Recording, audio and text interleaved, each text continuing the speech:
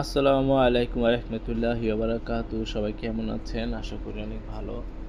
তো আমি আজকে যেখানে আসছি সেটা সবাই কম বেশি চেনেন এই রোডটা।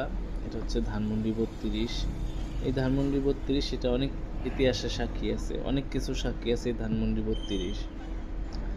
তো আমার কম বেশি যারা সবাই ভিডিও দেখেন সবাই জানেন যে আমি কাতারে থাকি।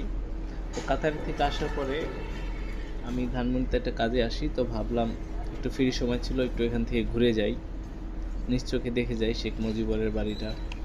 ছোটোবেলায় আসতাম, এখানে জাদুঘর ছিল, শেখ মুজিবরের যত ইতিহাস ছিল সব কিছু এখানে ছিল, সুন্দর মতো ডেকোরেশন করা। তো এগুলো আমরা টিকিটে দেখতে আসতাম আগে ছোটোবেলায়। তো আজ নিজ চোখে দেখলাম যে এই শেখ মুজিবরের বাড়ি ভাঙার পরে কী অবস্থা। এর আগে নিজ চোখে দেখা হয়নি, ফেসবুকেও তারপর ইউটিউবে দেখা হয়েছে।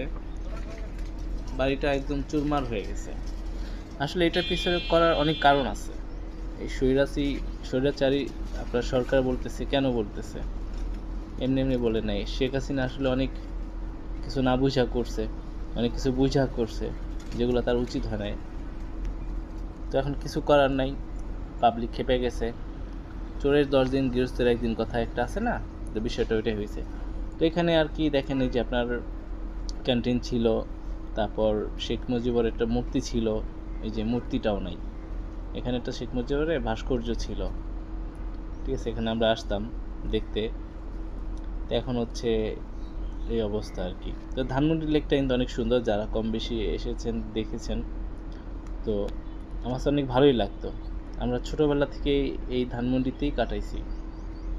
আমার বাসার পাশেই শুক্রবাত ছিল আগে, শুক্রবাত বাজারে আমার বাসা ছিল। তো এখন আমরা এখানে নাই, এখন আমরা কেরানীগঞ্জে চলে গেছি। তো এখানে আসলাম, আসার পরে ঘুরে যেয়ে দেখালাম।